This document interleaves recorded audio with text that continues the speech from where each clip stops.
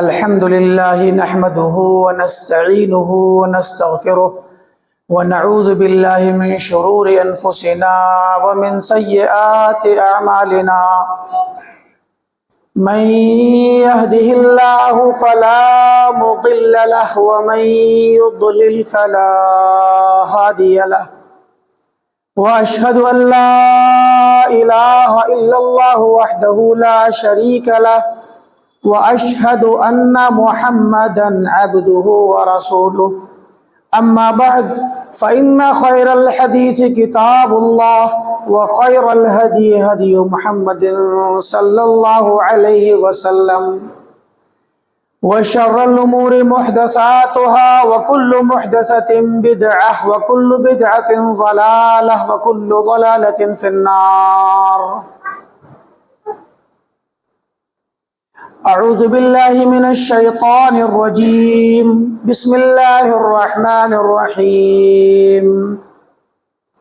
إن الذين قالوا ربنا الله ثم استقاموا تتنزل عليهم الملائكة ألا تخافوا ولا تحزنوا وأبشروا بالجنة التي كنتم توعدون. نحن أولياؤكم في الحياة الدنيا وفي الآخرة ولكم فيها ما تشتهي أنفسكم ولكم فيها ما تدعون. نزلا من غفور رحيم. ومن أحسن قولا ممن دعا إلى الله وقال إنني من المسلمين.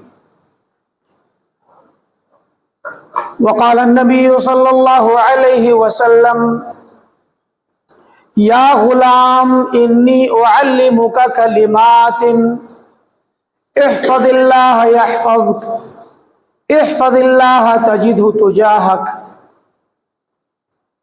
إذا سألت فاسأل الله وإذا استعنت فاستعن بالله واعلم أن الأمة لو اجتمعت على أن ينفعوك بشيء لم ينفعوك إلا بشيء قد كتبه الله لك وإن اجتمعوا على أن يضروك بشيء لن يضروك إلا بشيء قد كتبه الله عليك. رواہ الترمذی و احمد وصححہ الالبانی. محترم حاضرین جمعہ، بزرگان دین، نوجوانوں، عزیز بچوں اور گھروں میں تشریف فرما اسلامی ماں اور بہنوں،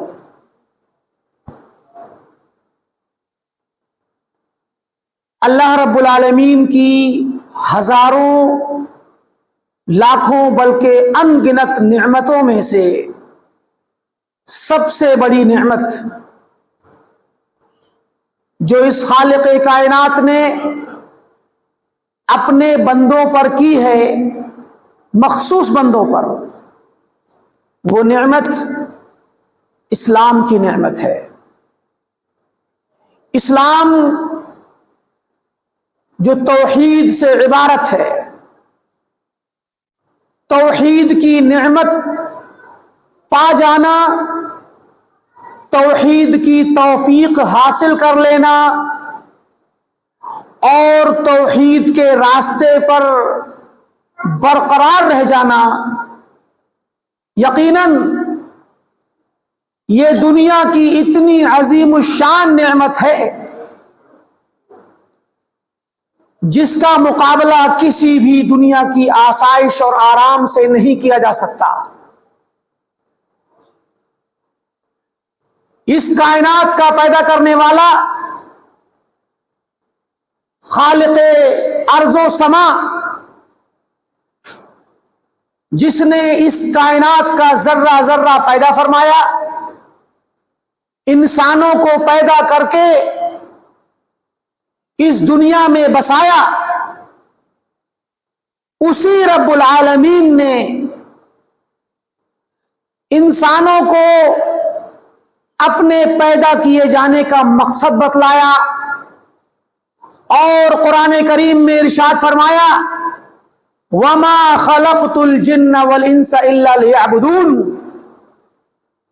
کہ میں نے جنوں کو اور انسانوں کو، یہ دو مخلوق اللہ کی ایسی ہیں، جن اور انسان، جنہیں اللہ نے مکلف بنایا ہے، پابند کیا ہے شریعت کا، امتحان لیا ہے ان کا، ورنہ ان کے علاوہ بہت ساری مخلوقات ہیں اللہ کی۔ فرمایا میں نے جنوں کو اور انسانوں کو نہیں پیدا کیا مگر تنہا اپنی عبادت کے لیے، یعنی انسانوں اور جنوں کی پیدائش کا، ان کی تخلیق کا کوئی مقصد نہیں، صرف ایک مقصد ہے، اور وہ مقصد ہے کہ وہ اللہ تعالی کی، اپنے خالق کی، اپنے پروردگار کی عبادت کریں، اور تنہا اللہ تعالی کی عبادت کرنا یہی توحید ہے، یہی اسلام ہے، یہی وہ دعوت ہے جس کی خاطر آسمان و زمین کا یہ نظام بنایا گیا، انسانوں کی تخلیق کا نظام بنایا گیا، نبیوں کو بھیجا گیا جنہوں نے آ کر کے لوگوں کو ان کا مقصد یاد دلایا، انہیں بتلایا جو بھول گئے تھے، جو راہ رات سے دائیں اور بائیں بھٹک گئے تھے، صراط مستقیم کو جو بھول گئے تھے، انہیں آ کر کے یاد دلایا۔ سارے نبیوں نے آ کر کے ایک ہی دعوت دی۔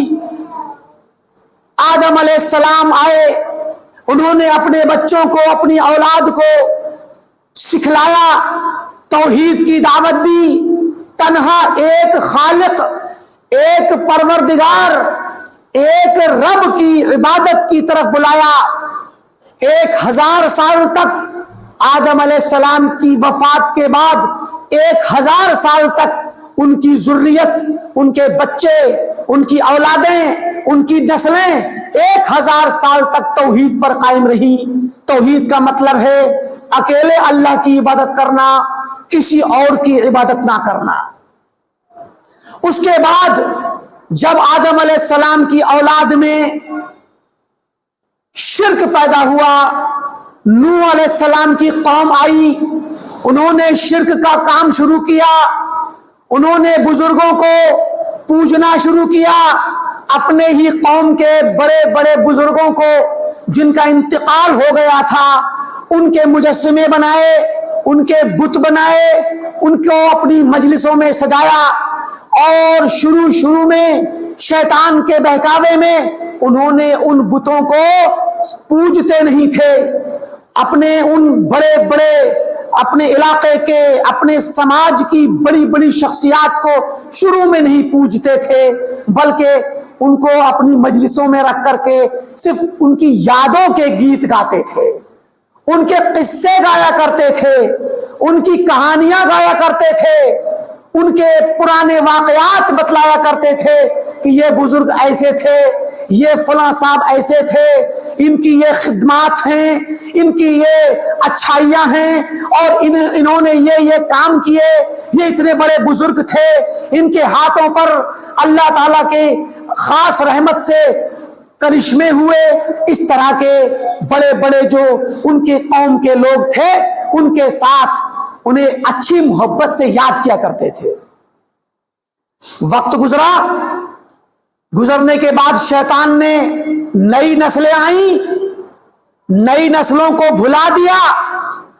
ان لوگوں نے جنہوں نے اپنی قوم کے بزرگوں کو بت بنایا تھا شیطان کے کہلاوے پر، شیطان کے بہکاوے پر، جب بڑی بڑی ہستیاں مر گئیں تو شیطان ایک انسانی شکل میں آیا۔ ابن عباس کی روایت ہے کہ انسان کی شکل میں آیا اور آ کر کے کہا، تھوڑا بزرگ بن کر کے آیا اور کہا کہ بھائی فلاں صاحب نظر نہیں آ رہے، کہا ان کا تو انتقال ہو گیا، تو کہا فلاں دوسرے ان کا بھی انتقال ہو گیا۔ ان لوگوں کا نام سورہ نوح میں آیا ہے، وَقَالُوا لَا تَذَرُنَّ آلِهَتَكُمْ وَلَا تَذَرُنَّ وَدًّا وَلَا سُوَاعًا وَلَا يَغُوثَ وَلَا يَعُوقَ وَنَسْرًا۔ یہ ود، سواع، یعوق، یغوث، نصر، یہ 5 بڑے بڑے لوگوں کے نام ہیں۔ یہ نوح علیہ السلام کی قوم کے بزرگ تھے، نیک اور صالح لوگ تھے، اچھے لوگ تھے، بھلے لوگ تھے۔ جب یہ مر گئے تو شیطان آیا اور کہا لوگوں وہ کہاں ہیں؟ کہا وہ تو انتقال کر گئے۔ کہا مجھے ان کی قبروں کے پاس لے کر کے جاؤ۔ قبروں کے پاس گئے، خوب رویا اور کہا کہ یہ تو میرے دوست تھے اور تم لوگ نہیں جانتے کیسے؟ وہ کہا ہم جانتے ہیں، بہت اچھے لوگ تھے۔ تو کہا تمہاری نسلیں، تمہارے بچے انہیں کیسے جانیں گے؟ تم اپنے آباء و اجداد کو، اپنے بزرگوں کو ایسے بھلا دو گے؟ تو کہا کیا کرنا چاہیے؟ کہا ان کی تصویر اور مجسمہ بنا کر کے اپنی محلے کے کسی چوپال پر، کسی گراؤنڈ میں یا اپنی کسی بیٹھک میں رکھ لو۔ تو کہا یہ تو بہت اچھی بات ہے۔ شیطان کے بہکاوے میں ان لوگوں نے تصویریں بنائی، شیطان نے مدد کی اور بت بنا کر پتھر کے رکھ دیے گئے، اور ابھی کسی کو نہیں پوجا گیا۔ صرف بچوں کو بتاتے کہ دیکھو بیٹے یہ فلاں صاحب تھے، یہ اتنے بڑے بزرگ تھے، ان کی یہ خدمات تھیں، یہ اتنے اللہ والے تھے، اتنے نیک تھے، سماج سیوک تھے، لوگوں کے لیے خدمت کرتے، ان کا بھلا چاہتے، اور اللہ والے بھی بہت زیادہ تھے۔ اس طریقے سے ان کو یاد دلاتا۔ پھر یہ پہلی نسل بچوں کی گئی، یہ بڑے ہوئے، ان کی اولاد آئی، دھیرے دھیرے 2-3 نسلیں گزری تو اس نے کہا کہ لوگوں وہ بچوں نے جانا چھوڑ دیا، بس ایسے ہی بت بنے تھے، کوئی کسی کو مطلب ہی نہیں تھا۔ جب مطلب نہیں تھا تو پھر آیا شیطان اور کہا کہ تم لوگ یہ کون لوگ ہیں؟ کہا ہمیں نہیں معلوم، یہ کس کے بت ہیں؟ کہا پتہ نہیں۔ تو کہا میں بتاتا ہوں۔ بزرگ بوڑھے کھوسٹ کی شکل میں آیا، کہا تمہارے باپ دادا ان کے ذریعے سے اللہ سے دعائیں کرتے تھے، یہ بڑے بزرگ تھے، ان کو وسیلہ بنا کر اللہ سے مانگتے تھے۔ کہا اچھا، تو کہا چلو تم بھی ایسی کیا کرو۔ ان کو دھیرے دھیرے واسطہ بنا کر کے اللہ تعالیٰ کے اور اپنے درمیان میں وسیلہ بنا کر کے ان کو استعمال کرایا۔ پھر انہی پہ چادریں چڑھوائیں، انہی کے لیے کھانے بنوائے، مٹھائیاں رکھوائیں، انہیں خوش کرنے کے لیے ذبح اور قربانی کروائی، اور اس طریقے سے ان کی عبادت شروع ہو گئی۔ ان 5 لوگوں کی عبادت سورہ نوح میں ان کا تذکرہ ہے۔ یہاں ایک بات توجہ دینے کی ہے، وہ یہ کہ آدم علیہ السلام سے لے کر کے 1000 سال تک ان کی وفات کے بعد شرک نہیں تھا پوری دنیا میں۔ آدم کی اولاد میں شرک نہیں تھا، لیکن یہ شرک شروع کیسے ہوا؟ یہ تاریخ جو میں نے آپ کو بتلائی، نیک لوگ، بزرگ لوگ مر گئے تو بعد کے جو لوگ تھے انہوں نے کیا کیا؟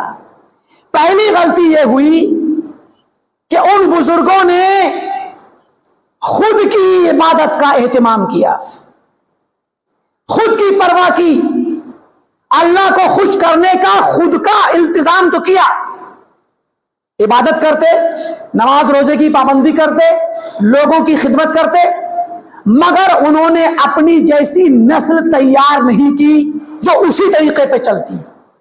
یہ پہلی غلطی۔ دوسرے لفظوں میں علم کو منتقل نہیں کیا، توحید کی دعوت کو منتقل نہیں کیا، بلکہ خود ہی کر کے دنیا سے چلے گئے۔ جب شیطان آیا تو شیطان کے بہکاوے میں وہ قوم آ گئی اور اس قوم نے وہ کام کر دیا جو پچھلے 1000 سال سے ابتدائے انسانیت سے آج تک نہیں ہوا تھا۔ تو جہالت کا سب سے بڑا نقصان، اور اپنے بچوں کو اپنے طریقے پر توحید پر نہ لانے کا سب سے بڑا نقصان یہ ہوا کہ انسانیت کی تاریخ کا سب سے پہلا شرک نوح علیہ السلام کے زمانے میں پیدا ہوا، اور اس پہلی نسل نے جس نے تصویریں بنائی تھی، اس نسل نے بھی کوئی دعوت کا کام نہیں کیا، کوئی تعلیم کا کام نہیں کیا، کوئی توحید نہیں سیکھی اور نہ اپنے بچوں کو سکھلائی، تو آنے والی نسل ان سے زیادہ گمراہ ہوئی اور وہ شرک میں مبتلا ہو گئی۔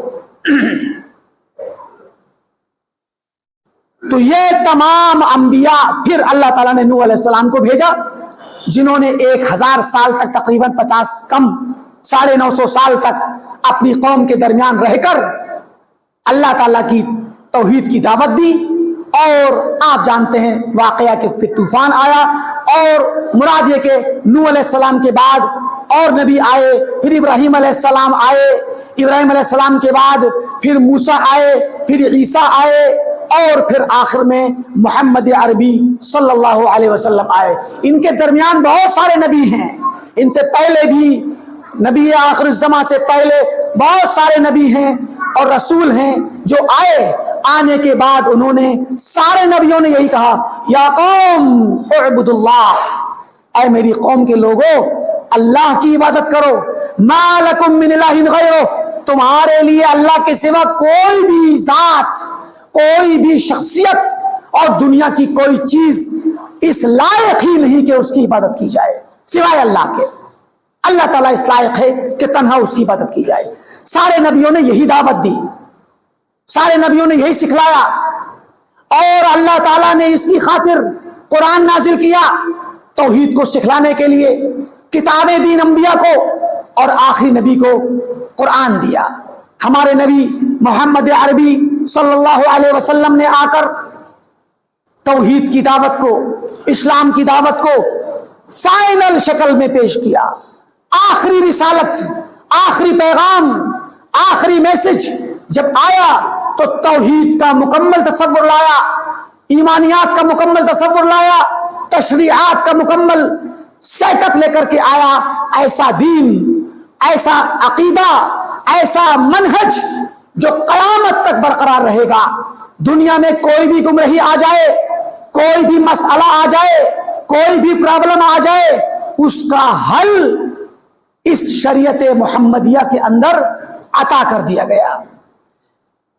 یہ آپ جان لیجئے کہ توحید اور اسلام کی دعوت یہ وہ چیز ہے جس کی خاطر اللہ نے ہمیں پیدا کیا ہے، جس کی خاطر اللہ نے نبیوں کو بھیجا، جس کی خاطر کتابیں نازل کی، جس کی خاطر اللہ نے ہمارا امتحان لیا ہے، اور جس کی خاطر یہ ساری دنیا ایک دن فنا ہو جائے گی، اور فنا ہونے کے بعد اللہ کے سامنے جب کھڑی ہوگی تو اسی توحید کا امتحان ہوگا، اسی رسالت کا امتحان ہوگا، اسی عقیدے کا امتحان ہوگا، اسی کا رزلٹ دکھلایا جائے گا، اسی کے مطابق فیصلہ ہوگا، اور اسی توحید کی خاطر اللہ تعالیٰ نے جنت پیدا کی۔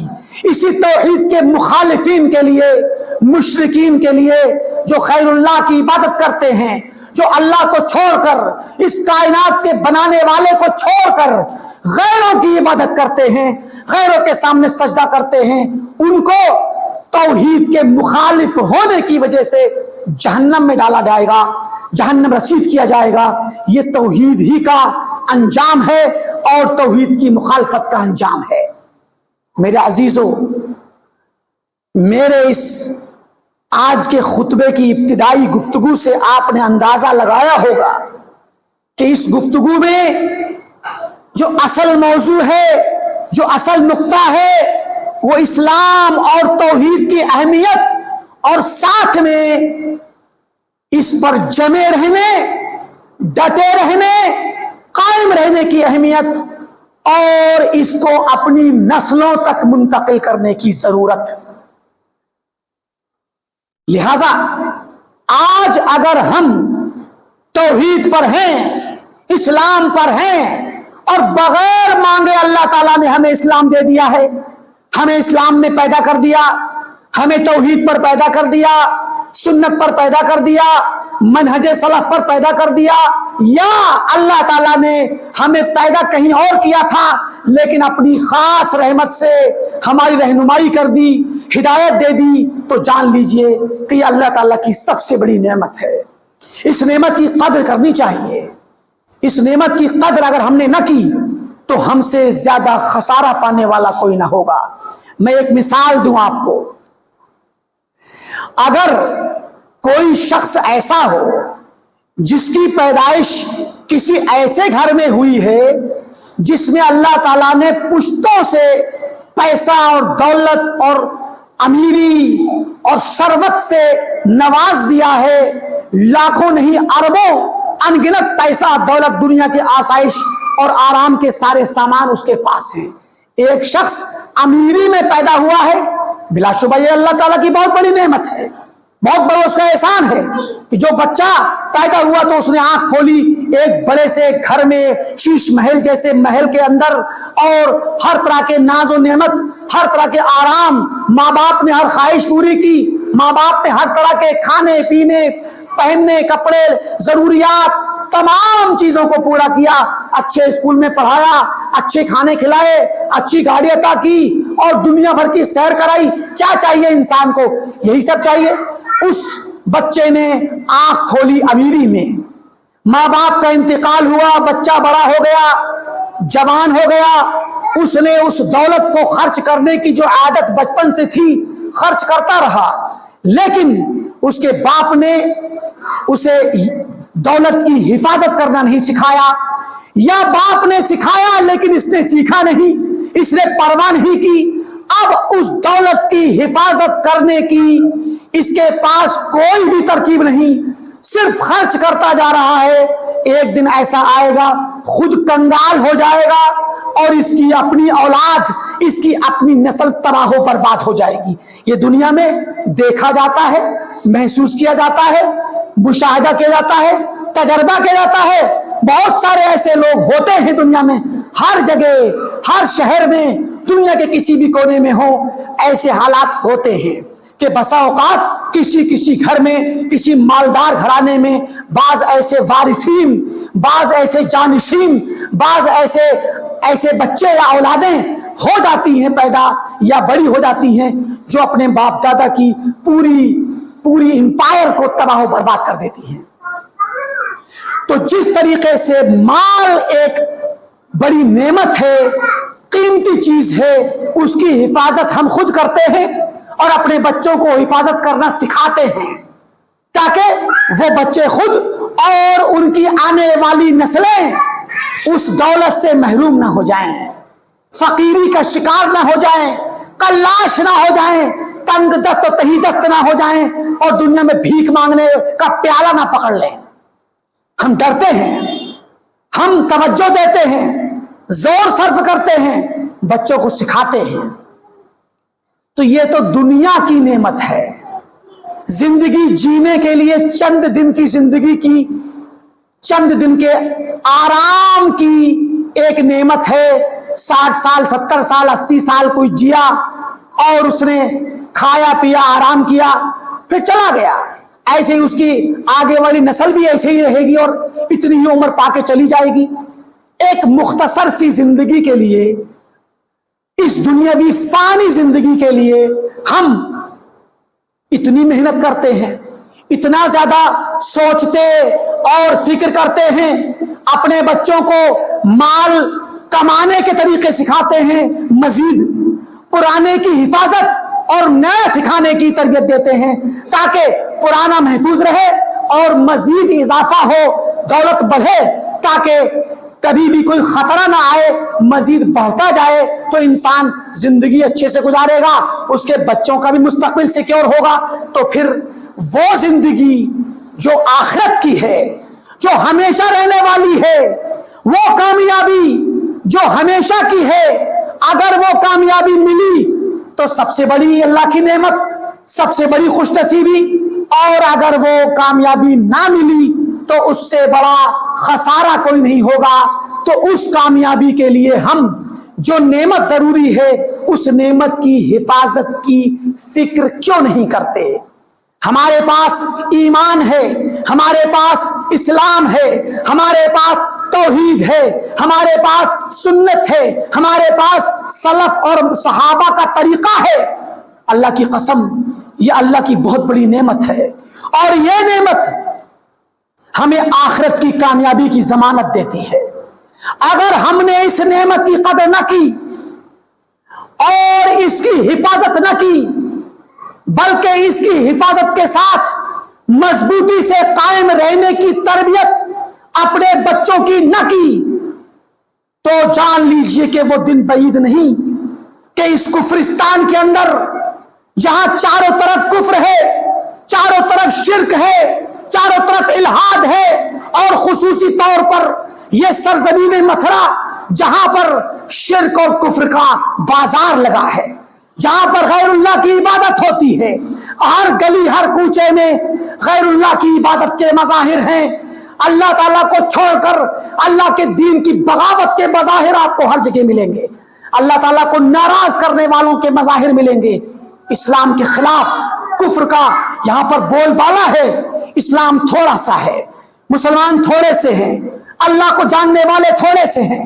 یہاں جہاں چاروں طرف سے اسلام کفر کے درمیان گھرا ہے، یہاں زیادہ ضرورت ہے کہ ہم اپنے اسلام کی قدر کریں، اپنی توحید کی قدر کریں، اپنے ایمان کی حفاظت کریں، تاکہ ہماری یہ نسلیں، ہمارے یہ نونہال کل کہیں برباد نہ ہو جائیں، اپنے دین سے ہاتھ نہ دھو بیٹھیں، اپنے دین کو بھول نہ جائیں، اور توحید کو بھول کر، رسالت کو بھول کر، سنت کو بھول کر، منہج سلف کو بھول کر ادھر ادھر کی پگڈنڈیوں میں چلے جائیں، اور ہم دنیا کمانے میں، چند دن کی دنیا، چند دن کی زندگی کو کمانے میں مصروف رہ کر دنیا سے چلے جائیں، اور ہماری نسلیں نوح علیہ السلام کی قوم کی طرح کچھ دنوں کے بعد شرک میں اور کفر میں اور توحید کے خلاف، رسالت کے خلاف، سنت کے خلاف، صحابہ کے منہج کے خلاف، بدعات میں، گمراہیوں میں اور شرک کے مظاہر میں، تعویذ گنڈوں میں، غیر اللہ سے مدد مانگنے میں، غیر اللہ کے دروں پر جانے میں مشغول ہو کر کے اپنی آخرت کو تباہ کر لیں۔ ہمیں ضرورت ہے اس بات کی کہ اپنے بچوں کے لیے یہ امانت ہے، یہ بچے امانت ہیں آپ کے گردن میں۔ اللہ نے آپ کو بچے دیے ہیں، اولاد دی ہے، یہ نسل آپ کے گردن پر امانت ہے، آپ کی اپنی جان بھی آپ کے پاس امانت ہے۔ جان لیجئے ہمیں اپنی جان کی، اپنی گردن کی جہنم سے آزاد کرانے کی ذمہ داری ہمارے اوپر ہے۔ ہم اللہ تعالیٰ سے دعا کریں، اللہ کے راستے پر آئیں، اور جو آیت کریمہ میں نے پڑھی تھی، ان الذین قالوا ربنا اللہ، بے شک وہ لوگ جنہوں نے کہا ربنا اللہ، ہمارا رب اللہ ہے، ہمارا رب اللہ ہے، ثم استقاموا، اس کے بعد استقامت پر رہے، جم کر کے ڈٹ گئے، اس دین پر، توحید پر قائم ہو گئے۔ ثم استقاموا، یہ لفظ تو ایک ہے استقاموا، مگر اس استقامت کے پیچھے، اس استقامت کے معانی، اس لفظ کے اندر سمندر ہے معانی کا، سمندر ہے احساس کا، پوری تاریخ اس کے اندر بھری پڑی ہے۔ ثم استقاموا کا لفظ آپ قرآن میں پڑھ کر یا کسی کی زبان سے سن کر کے گزر نہ جائیں کہ جنہوں نے کہا ہمارا رب اللہ ہے اور پھر قائم رہے۔ استقاموا، استقامت بہت بڑی چیز ہے، بہت مشکل چیز ہے، بہت ہی بھاری چیز ہے۔ اللہ کے نبی صلی اللہ علیہ وسلم کو ایک مرتبہ صدیق اکبر ابو بکر نے دیکھا اور کہا یا رسول اللہ مالی اراک شبتا، کیا ہوا؟ میں دیکھ رہا ہوں کہ آپ کے بالوں میں، آپ کی داڑھی میں سفیدی آنے لگی، کیا بات ہے؟ آپ بوڑھے ہونے لگ گئے؟ تو فرمایا شیبتنی ہود واخواتھا، مجھے سورہ ہود نے اور اس کی بہنوں نے، یعنی اس جیسی دوسری سورتوں نے مجھے بوڑھا کر دیا۔ اللہ اکبر۔ اہل علم کہتے ہیں، مفسرین کہتے ہیں کہ سورہ ہود میں کیا ہے؟ کچھ نے کہا سورہ ہود کے اندر انبیاء کی قوموں کے واقعات ہیں، انبیاء کے واقعات ہیں. نوح علیہ السلام سے شروع ہوتا ہے واقعہ اور دیگر انبیاء کے واقعات ہیں. صالح علیہ السلام, ہود علیہ السلام, شعیب علیہ السلام, یہ لوط علیہ السلام, ابراہیم علیہ السلام, بہت سارے انبیاء کے واقعات ہیں. موسیٰ علیہ السلام کا بھی واقعہ ہے. تو ان بڑی بڑی ہستیوں کے اور بڑے بڑے انبیاء کے واقعات ہیں سورہ ہود میں. تو ان واقعات میں ان کی دعوت کا ذکر, انبیاء کی استقامت کا ذکر, انبیاء کی قوموں کے غلط رویوں کا ذکر, انبیاء کی قوموں نے ان کے نبیوں کے ساتھ کیا کیا, نبیوں کے ماننے والوں کے ساتھ کیا خطرناک سلوک کیا, اس کا ذکر. اور آخر میں اللہ تعالیٰ سے جب نبیوں نے دعا کی تو اللہ تعالیٰ کا قہر اترا اور ان قوموں کو تباہ و برباد کر دیا. طوفان نوح کا ذکر ہے اس کے اندر اور دیگر تمام نبیوں کے عذابوں کا ذکر ہے. تو اللہ کے نبی صلی اللہ علیہ وسلم جب اس سورت کو پڑھتے تھے تو آپ بھی اس سے متاثر ہوتے تھے کہ میری بھی ذمہ داری بڑی ہے, میری بھی قوم مجھے ستا رہی ہے, اور ڈرتے تھے کہ میری قوم پر بھی عذاب نہ آ جائے. ایک تو یہ بات بعض مفسرین نے کہی, اور دوسرے مفسرین نے کہی کہ اس کے اندر ایک آیت ہے فاستقم کما امرت, فاستقم کما امرت.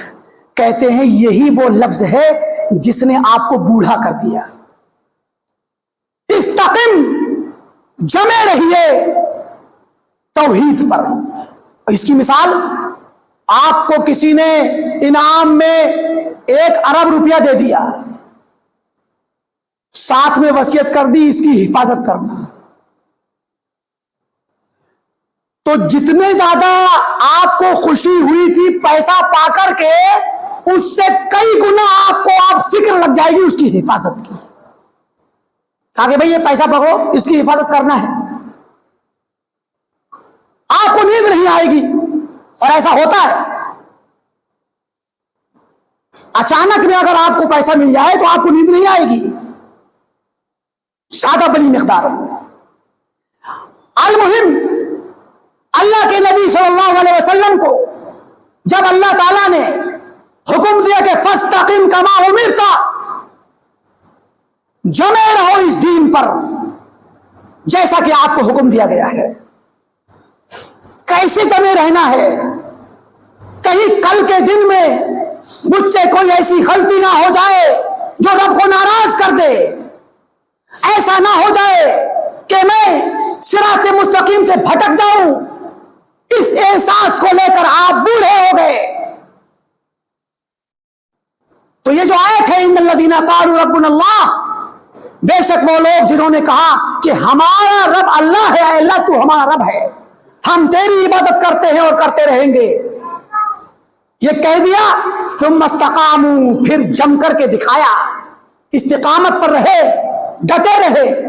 آپ تاریخ اٹھائیے صحابہ کی. بلال نے کہا ربی اللہ, بلال کو مارا گیا, پیٹا گیا, گھسیٹا گیا, مگر بلال کی زبان سے احد احد کا نعرہ لگا. ہر قسم کا عذاب سہ لیا بلال نے اللہ کے دین کے نام پر, توحید کے نام پر, مگر استقامت کا دامن نہ چھوڑا. مثال تو بہت سارے صحابہ کی دی جا سکتی ہے. آپ کو تاریخ یاد ہے, بچپن سے آپ نے سنی ہے علماء کی زبانی, مقررین و خطبہ کی زبانی, کہ کس طریقے سے صحابہ کرام کو عذاب دیا گیا. خباب بن عرت کو کس طریقے سے ذبح کر دیا گیا, سولی پہ لٹکا کر کے قتل کر دیا گیا. کس طریقے سے صحابہ کرام کو دبایا جاتا, چٹائی میں لپیٹا جاتا, دھواں دیا جاتا, مکہ کی تپتی ہوئی سرزمین پر لٹا کر کے ننگا جسم, پتھریلی سرزمین, جلتی ہوئی زمین پر لٹایا جاتا, اوپر سے بھاری پتھر رکھ دیتے. یہ عذاب کی شکلیں تھی. اور خود نبی صلی اللہ علیہ وسلم کو ستایا گیا. آپ خانہ کعبہ میں نماز پڑھتے ہیں, آپ کے اوپر اونٹ کی اوجڑی ڈال دی جاتی ہے. اونٹ کتنی بڑی مخلوق ہے, اس کا پیٹ اوجڑی کتنا بھاری ہوگا. ڈال دیا سجدے کی حالت میں, آپ کی گردن پہ اٹھ نہیں پا رہے ہیں. سجدہ کر رہے ہیں، کسی نے چادر پکڑ کے کھینچ لی کہ مروڑ کر کے گلا گھونٹ دیا جائے، آپ کے اوپر پتھر مارے جا رہے ہیں، آپ کے اوپر کوڑا پھینکا جاتا ہے، آپ کے راستے میں کانٹے ڈالے جاتے ہیں، آپ جاتے ہیں مینا میں اور عرفات میں، پورے عرب کے جو لوگ حج کرنے آئے ہیں ان لوگوں کے درمیان دعوت کرنے جاتے ہیں، ایک خیمے میں جاتے ہیں، پھر نکل کے دوسرے میں جاتے ہیں، ایک شخص پیچھے پیچھے چلتا ہے اور پتھر مارتا ہے اور کہتا ہے لوگوں سننا نہیں اس کی بات، یہ پاگل ہو گیا ہے۔ اور وہ شخص کون ہے؟ آپ کا چچا ابو لہب۔ طائف کا واقعہ آپ جانتے ہیں، کس طرح آپ کو لہو لہان کر دیا۔ یہ وہ استقامت ہے۔ استقامت کا مطلب ہے توحید کے نام پر ہزار مشکلات آئیں گی، اسلام کے نام پر ہزار تکلیفیں آئیں گی، مگر اسلام کا دامن نہیں چھوڑنا، توحید کا دامن نہیں چھوڑنا، گردن کٹوا لینا مگر ایمان نہ چھوڑنا، توحید نہ چھوڑنا، اللہ کو ناراض مت کرنا، کیونکہ یہ زندگی چند دنوں کی ہے، چند ایام کی ہے، گنی چنے ایام ہے، گنی چنی عمر ہے۔ آخری زندگی، اصلی زندگی، آرام کی زندگی، ہمیشہ کی زندگی آخرت کی ہے، اور کامیاب وہ ہے جس کو توحید پر موت آ جائے۔ یا ایھا الذین آمنوا اتقوا اللہ حق تقاتہ ولا تموتن الا وانتم مسلمون، اے ایمان والو اللہ سے ڈرو حق تقاتہ، ویسے ہی جیسے اس سے ڈرنے کا حق ہے۔ اللہ سے ڈرنے کا حق یہی ہے کہ کوئی بھی تکلیف ہو اللہ کا دربار نہیں چھوڑنا، چاہے گھریلو تکلیف ہو، جسم کی ذاتی تکلیف ہو، مشکلات ہو، مالی پریشانیاں ہو، تنگ دستی ہو، کام نہیں چل رہا، گھاٹا لگ گیا، بیمار ہیں، طرح طرح کی روزمرہ کی مشکلات ہو، یا باہر سے کسی چیز کی کوئی تکلیف ہو جو دین کے نام پر دی جاتی ہو، اللہ کی قسم یہ چند روزہ ہیں، یہ کچھ نہیں ہیں۔ صحابہ نے اور صحابہ سے پہلے پرانی قوموں کے مسلمانوں نے، نبیوں کی قوموں کے مسلمانوں نے ان تکلیفوں کو ہنستے ہنستے سہا ہے۔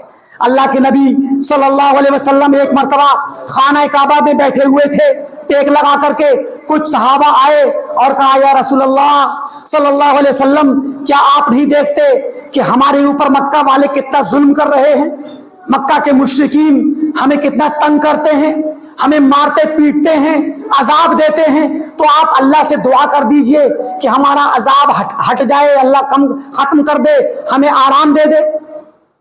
تو اس پر نبی صلی اللہ علیہ وسلم نے، آپ بیٹھے ہوئے تھے ٹیک لگا کر کے سیدھے ہو گئے اور آپ کا چہرہ لال ہو گیا غصے سے۔ آپ نے کہا کہ تم ذرا سے عذاب پر، ذرا سی تکلیف پر گھبرانے لگ گئے؟ اللہ کی قسم تم سے پہلے کی قوموں کے پاس، تم سے پہلے کی قومیں جب مسلمان ہوتی اور ان کے لوگ ان کو عذاب دیتے تو ان کے عذاب کی شکلیں، کہا ایک آدمی کو لایا جاتا، پکڑ کر کے لوہے کی آری سے اس کے سر پہ رکھ کر کے چیر دیتے تھے، دو ٹکڑے کر دیتے تھے، مگر یہ چیز اس کو اس کے اسلام سے پھرنے نہیں دیتی تھی۔ یہ واقعات صحابہ کے ہوں، نبیوں کے ہوں، ان کی قوموں کے ہوں، انہیں یاد کرنے کی ضرورت ہے اور اپنے ان نونہالوں کو بتانے کی ضرورت ہے، خود استقامت پر رہنے کی ضرورت ہے اور اپنے بچوں کے لیے انتظام کرنے کی ضرورت ہے۔ چند دن کی زندگی میں اگر ہم کھو گئے اور اس دنیاوی زندگی کے بھاگ دوڑ میں ہم گم ہو گئے اور ہم نے اپنی اور اپنے بچوں کی آخرت کی فکر نہ کی تو ہم سے بڑا خسارہ اٹھانے والا کوئی نہ ہوگا۔ اللہ نے فرمایا ان الذین قالوا ربنا اللہ ثم استقاموا، بے شک وہ لوگ جنہوں نے کہا کہ رب ہمارا تنہا اللہ ہے اور پھر وہ استقامت کے ساتھ ڈٹے رہے، تتنزل علیہم الملائکہ، تو انہیں انعام کیا ملے گا؟ ان پر فرشتے نازل ہوں گے، ان پر فرشتے نازل ہوں گے، اور فرشتے انہیں سلام بھی کریں گے, انہیں خوشخبری دیں گے. اللہ تخافوا ولا تحزنوا, نہ ڈرو, خوف نہ کرو, غم نہ کرو, فکر نہ کرو, پریشان نہ ہو. یعنی استقامت کی راہ میں استقامت کا دامن پکڑتے وقت جو تکلیفیں جھیل رہے ہوگے, عذاب جھیل رہے ہوگے اور استقامت کے ساتھ ڈٹے ہوگے, تو اس وقت تمہارے دل میں خوف بھی ہوگا, پریشانی ہوگی, ہراساں ہوگے, اور ڈر اور خوف کے عالم میں ہو سکتا ہے کہ استقامت کا دامن چھوٹ جائے. تو تمہیں تسلی دینے کے لیے فرشتے آئیں گے, فرشتے آ کر کے تمہارے دلوں کو مضبوط کریں گے. اللہ تخافوا ولا تحزنوا, تمہیں غیب سے مدد ملے گی, اللہ کی طرف سے مدد آئے گی, مگر اس آزمائش کی بھٹی میں جھکنا ہوگا, تپنا ہوگا, تبھی جا کر کے اپنے آپ کو اللہ تعالیٰ کے اہل, اللہ کا اس قابل بندہ بنا پاؤ گے کہ اللہ تعالیٰ ہمیں اور آپ کو اس درجے اور مقام پر پہنچنے کے بعد ہمیں اپنی خاص مدد سے نوازے. فرمایا وَأَبْشِرُوا بِالْجَنَّةِ الَّتِي كُنْتُمْ تُوعَدُونَ, اور کہیں گے خوش ہو جاؤ, خوشخبری لے لو اس جنت کی جس کا تم سے وعدہ کیا جاتا ہے. اور اس کے بعد لمبی آیات ہیں, میں سب کا ترجمہ نہیں کروں گا, آپ قرآن کریم کو ترجمے سے پڑھیں اور ان آیات پر غور کریں کہ اللہ تعالیٰ نے کس طریقے سے ہمیں استقامت پر رہنے اور استقامت کے نتیجے میں کیا پھل عطا کیا ہے اور کیا اچھا انجام اس کا بتلایا ہے. یہ ہماری ذمہ داری ہے. میں نے اس آیت کے بعد ایک حدیث پڑھی تھی ترمذی کی اور مسند احمد کی. اس حدیث میں عبداللہ بن عباس رضی اللہ تعالیٰ عنہ کی روایت ہے. اب تک کی گفتگو یہ بڑے لوگوں کے لیے تھی, ذمہ دار لوگوں کے لیے تھی, جو ہمارے بڑے لوگ ہیں گھر کے یا عمر میں بڑے ہیں, باپ ہو, دادا ہو, بھائی ہو, جو بڑے ہیں. اور اب جو گفتگو آ رہی ہے وہ بچوں کے لیے ہے. پیارے نبی صلی اللہ علیہ وسلم نے اپنے چچازاد بھائی عبداللہ بن عباس رضی اللہ تعالی عنہ کو ایک مرتبہ ان سے کہا, یا غلام انی اعلمک کلمات, اے بیٹے, اے بچے, لڑکے, غلام کہتے ہیں چھوٹے لڑکے کو جو 10-12 سال تک کا ہو. 10-12 سال تک کا بچہ عربی زبان میں غلام کہا جاتا ہے اس کو. تو کہا, اے غلام انی اعلمک کلمات, میں تمہیں چند باتیں سکھلا رہا ہوں, انہیں یاد رکھنا. پہلی بات, احفظ اللہ یحفظک, تم اللہ کی حفاظت کرو, اللہ تمہاری حفاظت کرے گا. بچے, اللہ کی حفاظت کرو, اللہ تمہاری حفاظت کرے گا. یہ بھی استقامت ہی ہے. کیسے اللہ کی حفاظت کیسے ہوگی؟ کیا اللہ تعالیٰ کو ہماری حفاظت کی ضرورت ہے؟ وہ تو خود ہماری حفاظت کرتا ہے. اللہ کی حفاظت اپنے دل میں کرو. اللہ پر جو ایمان رکھتے ہو, اللہ تعالیٰ کو جو جانتے ہو, تم اپنا معبود مانتے ہو, اس کے سامنے سجدہ کرتے ہو, اس کی توحید کو جو جانتے ہو نا, یہ توحید اور ایمان جو تمہارے دل میں ہے, اس ایمان کی حفاظت کرو. ایسا نہ ہو کہ یہ نکل جائے. اللہ جو تمہارے دل میں آ بسا ہے ایمان کی شکل میں, تم ایمان لائے اللہ پر, اس کی توحید پر, اس کی شریعت پر, اس کو تم نے اپنا معبود بنا لیا, دل میں بٹھا لیا نا. اب اس اللہ کی اس کی حفاظت کرو جو تمہارے دل میں ہے. یہ حفاظت تم اپنے لیے کرو گے. اگر حفاظت نہ کی تو شیطان بھلا دے گا, اللہ تعالیٰ تمہارے دل سے نکل جائے گا. اور اگر تم نے حفاظت کر لی تو اب اللہ تمہاری حفاظت کرے گا, اللہ تمہاری مدد کرے گا. اب اللہ کی حفاظت کیسے ہوگی؟ ایک تو دل کے اندر جو ایمان ہے اس کی حفاظت کی جائے, ہمارا دل اللہ کی یاد سے غافل نہ ہو, ہمارا دل اللہ کی محبت سے غافل نہ ہو, اللہ کے خوف اور ڈر سے کبھی بھی غافل نہ ہو اور اللہ کی طلب میں ہمیشہ رہے، اللہ کی یاد بھی تازہ رہے، اللہ کی تعظیم ہو دل میں، اللہ کی محبت ہو، اس پر توکل ہو اور اس کی طرف ہمیشہ ہمارا کھنچاؤ رہے، اور اس کے نتیجے میں اللہ تعالیٰ کی عبادت کی حفاظت کریں۔ اللہ نے حکم دیا صلاۃ کا، 5 وقت کی نماز کی حفاظت کریں۔ حافظوا علی الصلوات والصلاۃ الوسطی، اللہ نے خود کہہ دیا کہ ساری نمازوں کی حفاظت کرو، والصلاۃ الوسطی، اور درمیانی نماز یعنی عصر کی نماز کی حفاظت کرو۔ وقوموا للہ قانتین، اور اللہ کے سامنے قنوت کے ساتھ، خشوع خضوع کے ساتھ کھڑے ہو جاؤ۔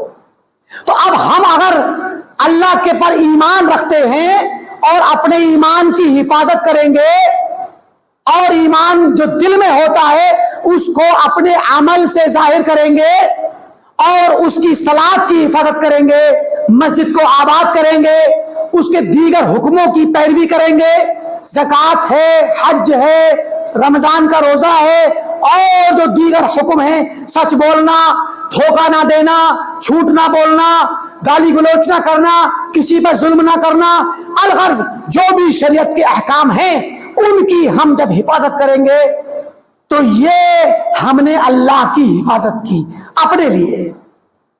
اب اللہ تعالیٰ اس کے نتیجے میں ہماری حفاظت کرے گا، دنیا کے اندر ہر قسم کے شر سے بچائے گا، وہ ہمارے ایمان کی حفاظت کرے گا، ہمیں توحید پر برقرار رکھے گا، ہماری عبادتوں کو برقرار رکھے گا، اور سنت پر قائم و دائم رکھے گا، اور مرتے دم تک، آخری سانس تک ہماری حفاظت کرے گا۔ تو ہمیں اپنے بچوں کو یہ سکھلانے کی ضرورت ہے۔ اللہ کے نبی نے اپنے چچا زاد بھائی عبداللہ بن عباس کو یہ باتیں سکھلائیں کہ یا غلام احفظ اللہ یحفظک، اللہ کی حفاظت تم کرو، تمہاری حفاظت اللہ کرے گا۔ دنیا کے ہر شر سے، دشمنوں کے فتنے سے، دشمنوں کی تکلیف سے، دشمنوں کی شرارت سے بچائے گا، کفار کی شرارت سے، شیطان کی شرارت سے، ہر طرح کے خطرے سے، دنیا کے خطرے سے بچائے گا، شہوت کے خطرے سے، شہوت کے شر سے، اور اپنے نفس کی شر سے بچائے گا، اور تمہیں استقامت پر رکھے گا۔ ادھر استقامت کی طرف رغبت دلائی اور یہاں طریقہ بتلایا کیسے کر کے آپ استقامت پر رہ سکتے ہیں، جب آپ اللہ کی حفاظت کریں، اللہ کے احکامات کی حفاظت کریں، اپنے دین کی حفاظت کریں، اپنے ایمان و عقیدے کی، اپنے منہج کی حفاظت کریں، سنت نبوی کی حفاظت کریں، اس طریقے سنت، طریقے صحابہ کی حفاظت کریں۔ ایسا نہ ہو کہ ہم اپنے دین کو ایک طرف ڈال دیں اور دین کے نام پر جو بھی سننے ملے اس کو اپنا لیں، جو بات بول دے اس کو دین سمجھ لیں، کوئی تحقیق نہ کریں۔ اگر ہم نے ہر ایرے غیرے کی بات کو سننا شروع کر دیا، ہر کسی کی بات کو دین سمجھ لیا، تو پھر ہم نے دین کی حفاظت نہیں کی، ہم نے اللہ کی حفاظت نہیں کی۔ اللہ تعالیٰ کہہ دے گا کہ تو دوسروں کی بات سنتا ہے، کوئی تحقیق نہیں کرتا کہ قرآن کی بات ہے، میری بات ہے، یا میرے نبی کی بات ہے، یا میرے نبی کے صحابہ کی بات ہے۔ جب تو تحقیق نہیں کرتا تو جا تو اپنے راستے، مجھے تیری کوئی پرواہ نہیں۔ اللہ تعالیٰ ہمیں چھوڑ دے گا اور آخرکار ہم گمراہی کے راستے پہ چلے جائیں گے۔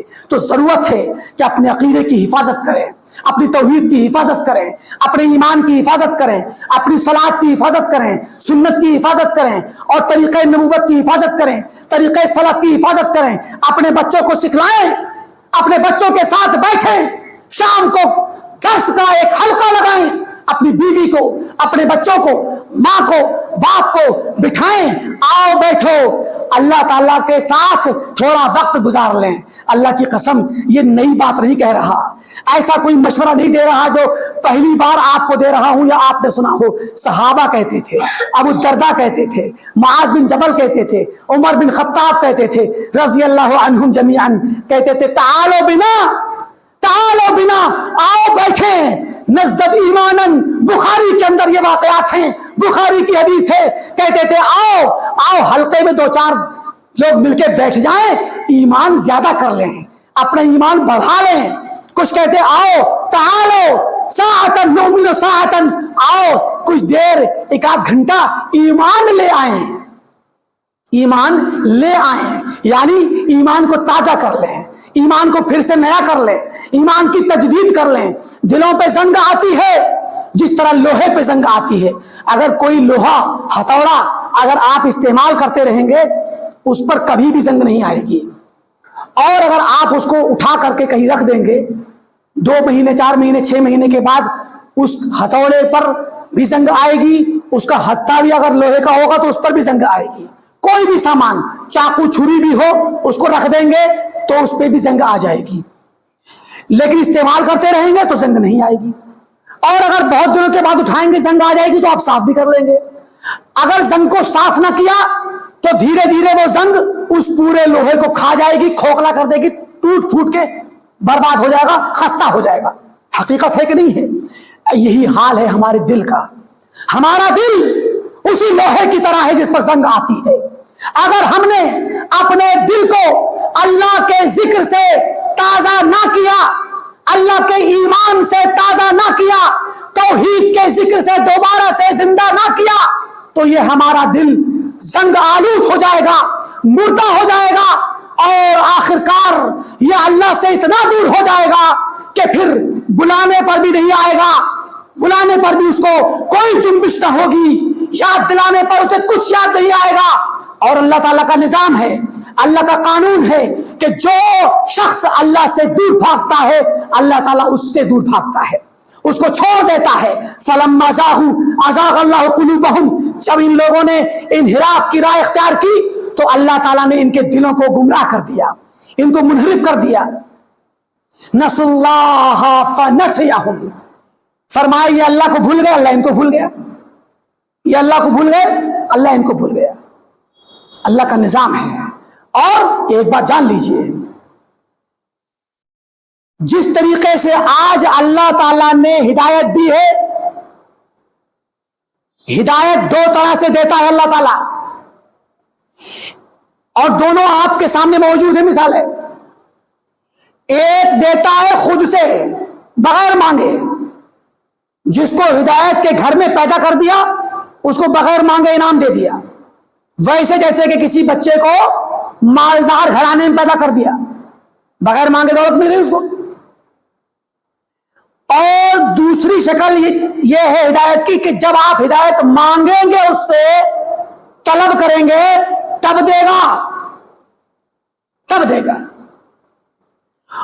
اور پہلی والی ہدایت جو بغیر مانگے دی تھی وہ آزمائش کے طور پر تھی، اگر اس پر جمع رہا، اس کی حفاظت کرتا رہا، اللہ سے اس پر حفاظت اور استقامت مانگتا رہا، تب تو بچے گی ورنہ چھن جائے گی۔ اور دوسرا جو ابتداءً محروم ہے ہدایت سے، چاہے وہ کفر میں ہو، شرک میں ہو، بدعت میں ہو، یا گناہوں کی معصیت میں ہو، ہدایت کے اور گمراہی کے درجات ہوتے ہیں، تو اگر وہ کوشش کرے گا تو اللہ تعالیٰ اس کو ہدایت کے قریب لے آئے گا۔ وَالَّذِينَ جَاهَدُوا فِينَا لَنَهْدِيَنَّهُمْ سُبُلَنَا، کہ جو لوگ اللہ تعالیٰ کے راستے میں آگے بڑھ کر کے مزید اللہ تعالیٰ کے انعام و اکرام کو، اس کی ہدایت کو، توفیق کو حاصل کرنے کی کوشش کرتے ہیں، اس سے ہدایت طلب کرتے ہیں، لَنَهْدِيَنَّهُمْ سُبُلَنَا، تو ہم انہیں اپنے راستے کی ہدایت دیتے ہیں، ضرور دیتے ہیں۔ تو مانگنے پر، کوشش کرنے پر دیتا ہے۔ جیسے کہ ایک غریب شخص محنت کرتا ہے، مشقت کرتا ہے، کوششوں میں لگ جاتا ہے، اور آخرکار اللہ تعالیٰ اس کو نوازنا شروع کرتا ہے، تو وہ ایک وقت کے بعد وہ یا اس کے بچے آخرکار مالداری اور اللہ تعالیٰ کی طرف سے آسودہ حالی پہ آ جاتے ہیں۔ تو ایک شخص ہے جو محنت کر کے حاصل کرتا ہے پیسہ، اور ایک دیکھو بغیر محنت کے مل گیا، لیکن اس پر حفاظت کی ذمہ داری ہے، حفاظت کرے گا تو بچے گی ورنہ جائے گی۔ ایسے ہی ہدایت ہے، اگر اللہ نے آپ کو ہدایت پر پیدا کیا ہے تو آپ پر سب سے بڑی ذمہ داری ہے اس ہدایت کی حفاظت کی، اس اللہ کی نعمت کی حفاظت کرنے کی ذمہ داری ہے۔ اور یہ ذمہ داری اپنی حد تک نہیں، اپنے بچوں میں، آنے والی نسلوں میں منتقل کرنے کی ذمہ داری ہے، ورنہ یہ ہدایت ضائع ہو جائے گی۔ اور اگر کسی کے پاس ہدایت نہیں تو اس کی ذمہ داری ہے کہ وہ ہدایت کو تلاشے اور کوشش کرے، ویسے ہی جیسے کہ ایک فقیر، ایک غریب تنگ حال شخص کوشش کرتا ہے کہ دن بھر کی روزی روٹی کمائے اور اللہ اس کو دیتا ہے۔ لہذا فرمایا اللہ کے نبی صلی اللہ علیہ وسلم نے، احفظ اللہ یحفظک، حفاظت کرو اللہ کی، اللہ تمہاری حفاظت کرے گا۔ اور جان لیجئے اللہ نے فرمایا من یہد اللہ فہو المہتدی، جسے اللہ ہدایت دے اسی کو ہدایت ملے گی، ومن یضلل، اور جسے گمراہ کر دے، فاولئک ھم الخاسرون، تو ایسے لوگ خسارے میں پڑے ہوئے ہیں۔ اور آگے فرمایا وَلَقَدْ ذَرَأْنَا لِجَهَنَّمَ كَثِيرًا مِنَ الْجِنِّ وَالْإِنسِ، یقیناً ہم نے جہنم کے لیے بہت سارے انسانوں کو اور جنوں کو پیدا کیا ہے، انہیں جہنم ہی کے لیے پیدا کیا ہے۔ جو لوگ جہنم کے لیے پیدا ہوئے ہیں، جہنم میں جانے والے دو طرح کے ہوں گے، ایک وہ جو ہمیشہ کے لیے جہنم میں جائیں گے، وہ کفر والے، شرک والے جو توبہ کیے بغیر مر گئے، اور دوسرے وہ جو گناہ کر کے، بدعت کر کے، سنت کے راستے سے ہٹ کر کے اور اللہ کی نافرمانی کر کے بغیر توبہ کے مرے، تو ان میں سے ایک بڑی تعداد ہوگی، بہت سے لوگ ہوں گے جن کو اللہ عذاب دے گا، اور کچھ لوگوں کو معاف بھی کر سکتا ہے اگر وہ شرک اور کفر کرنے والے نہیں تھے، وہ اس کی مرضی ہے۔ تو جہنم میں دونوں طرح کے لوگ جائیں گے، کچھ وہ جو ہمیشہ کے لیے، کچھ وہ جو کچھ وقت کے لیے جائیں گے۔ فرمایا ہم نے جہنم کے لیے بہت سارے جنوں کو اور انسانوں کو پیدا کیا ہے، لہم قلوب لا یفقہون بہا، انہیں دل تو ہیں، ان کے پاس دل تو ہیں، لا یفقہون بہا، مگر ان دلوں سے کچھ سمجھتے نہیں، کوئی بات انہیں کہی جائے دل میں پھنستی ہی نہیں ہے، بیٹھتی ہی نہیں ہے، شعور ہی نہیں پیدا ہوتا ہے۔ وَلَهُمْ أَعْيُنٌ لَا يُبْصِرُونَ بِهَا، ان کے پاس آنکھیں تو ہیں مگر دیکھ ہی نہیں پاتے۔ سیدھا راستہ کون سا ہے، ٹیڑھا راستہ کون سا ہے، توحید کا کون سا ہے، شرک کا کون سا ہے، سنت کا کون سا ہے، بدعت کا کون سا ہے، منہج سلف کا کون سا ہے، اور منہج متکلمین، منہج خلف اور بگڑے ہوئے بات کے منحرف لوگوں کا راستہ کون سا ہے، نہیں پتہ لگتا، آنکھوں سے دکھے گا ہی نہیں۔ وَلَهُمْ آذَانٌ، ان کے پاس کان تو ہیں، لا يسمعون بها، مگر وہ سن ہی نہیں پاتے، حق بات ان کے سامنے بیان کی جاتی ہے مگر سن ہی نہیں پاتے ہیں، کان میں تو جاتی ہے مگر ایک سے گئی دوسرے سے نکل گئی، دل میں داخل نہیں ہو پاتی، وہ فائدہ اٹھانے والے انداز میں سنتے ہی نہیں۔ جہنم میں جانے والوں کی علامت ہے، ہر انسان کو اس بات کا سن کر کے اپنا محاسبہ کرنا چاہیے کہ دین کی بات، اللہ کی بات اگر ہمارے دل میں گھستی ہے تو یہ اللہ کی بہت بڑی نعمت ہے۔ اللہ کی قسم، اللہ آپ سے راضی ہے، اللہ آپ سے محبت کرتا ہے۔ اگر آپ کے دل میں اللہ کی بات جا کر بیٹھتی ہے اور اللہ کی طرف کھینچتی ہے تو یہ اللہ آپ کو ہدایت دے رہا ہے، یہ اللہ آپ سے محبت کرتا ہے۔ اللہ چاہتا ہے کہ آپ اس کے یہاں آئیں، آپ اس کی بات سنیں، وہ ہر کسی کو نہیں سناتا۔ وہ جہنم میں کے لیے جن کو پیدا کیا ہے ان کو دل بھی دیے ہیں، آنکھیں بھی دی ہیں، کان بھی دیے ہیں، مگر ان کو سنواتا ہی نہیں ہے، ان کو دکھاتا ہی نہیں ہے۔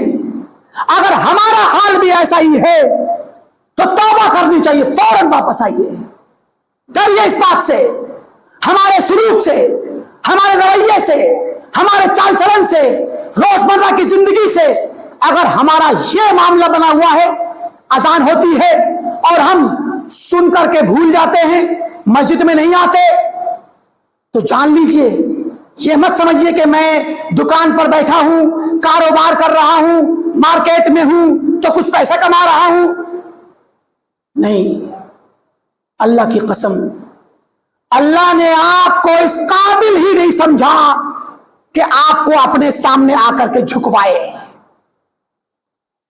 آپ کو ہدایت نہیں دی، اللہ نے آپ کو انہی لوگوں کی طرح بنا دیا۔ ان کے بارے میں آگے کیا کہا؟ اولئک کالانعام، یہ تو جانوروں کی طرح ہیں، بل ہم اضل، بلکہ یہ جانوروں سے زیادہ گمراہ ہیں۔ یہی جن کے پاس کان ہے تو سنتے نہیں، آنکھ ہے تو دیکھتے نہیں، دل ہے تو سمجھتے نہیں، جو جہنم کے لیے پیدا ہوئے ہیں۔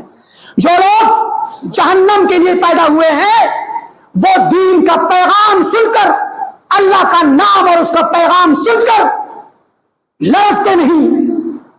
کیوں؟ مومن کے بارے میں فرمایا انما المومنون، ارے مومن تو وہ لوگ ہیں، سورہ انفال پڑھیے، انما المومنون، مومن تو وہ لوگ ہیں الذین اذا ذکر اللہ، جن کے سامنے جب اللہ کا ذکر ہوتا ہے وجلت قلوبہم، ان کے دل کانپ اٹھتے ہیں، کب کپا جاتے ہیں وہ۔ آپ اندازہ کیجیے دونوں آیتوں کو سمجھ کر کے، جو جہنم کے لیے پیدا ہوئے ہیں ان کے سامنے اللہ کا ذکر آئے گا، کان میں پہنچے گا، دل میں داخل نہیں ہوگا، آنکھ سے دیکھیں گے سمجھ ہی نہیں پائیں گے۔ تو آپ یہ نہ سمجھیں کہ ہم اپنی بازار میں لگے ہیں، مارکیٹ میں لگے ہیں، کاروبار میں لگے ہیں، گھر میں بیوی بچوں کے ساتھ کھیل کود کھانے پینے میں لگے ہیں، آپ اپنی مرضی سے نہیں کر رہے، یہ اللہ ہے جس نے آپ کو ہٹایا ہوا ہے، دھتکار دیا ہے آپ کو۔ فلما زاغوا ازاغ اللہ قلوبہم، اللہ نے آپ کو محروم کر دیا ہے، اللہ آپ کی حفاظت نہیں کر رہا، اللہ تعالیٰ آپ کے دین کی حفاظت نہیں کر رہا۔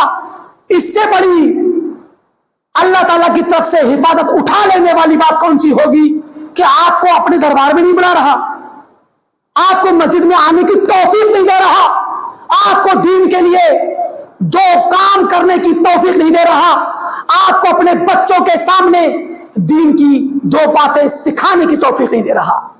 المہم یہ اللہ رب العالمین کی ہدایت، اللہ کا نظام ہے، یہ کائنات اللہ کی ہے، اس کائنات میں کوئی بھی کام اللہ کی اجازت کے بغیر، اس کے چاہے بغیر نہیں ہوتا۔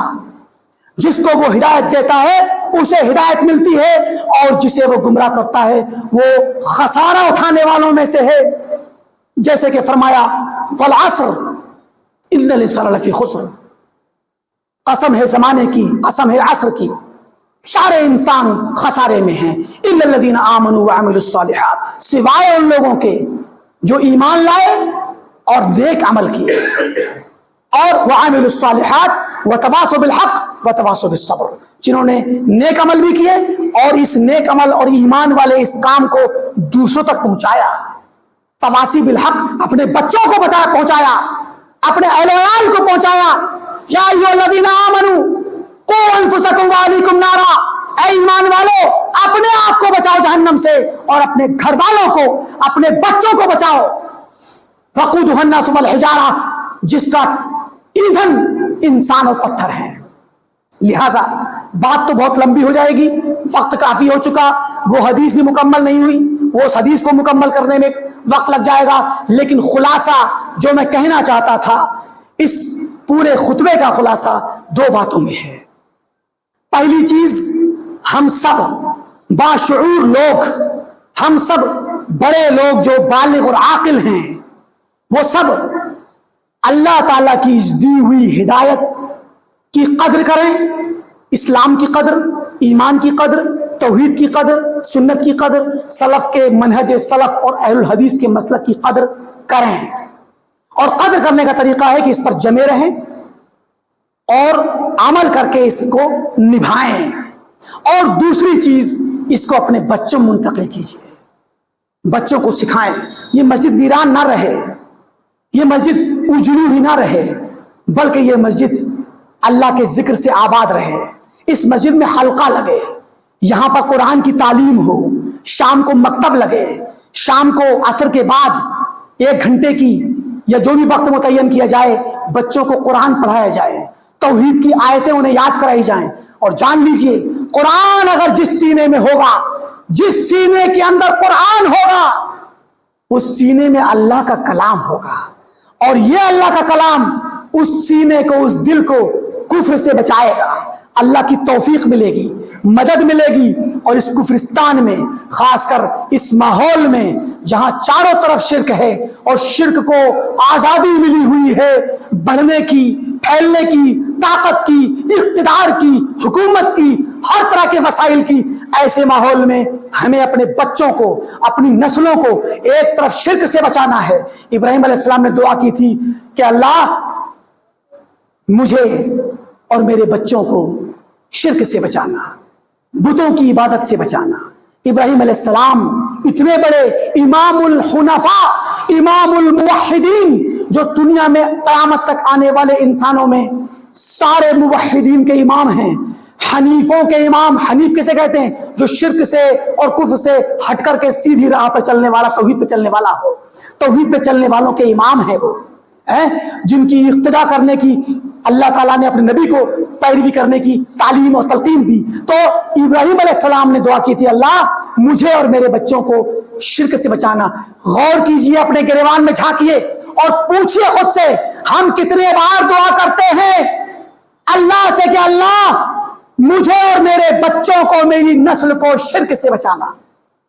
ضرورت ہے ہمیں اس بات کی کہ خود بھی بچیں اور اپنے بچوں کو بچائیں۔ اللہ رب العالمین سے دعا ہے کہ اللہ تعالیٰ ہم تمام کو دین اسلام پر قائم و دائم رکھے، اللہ تعالیٰ ہمیں توحید پر قائم رکھے، سنت پر قائم رکھے، اللہ تعالیٰ ہمیں اپنے دین کے ساتھ جڑے رہنے والا بنائے، دین کی نشر و اشاعت کرنے والا بنائے، حق کو سیکھنے والا، حق کو پھیلانے والا بنائے، باطل کو سیکھنے والا اور باطل کو سیکھ کر کے اس کی تردید کرنے والا اور باطل سے بچنے والا بنائے۔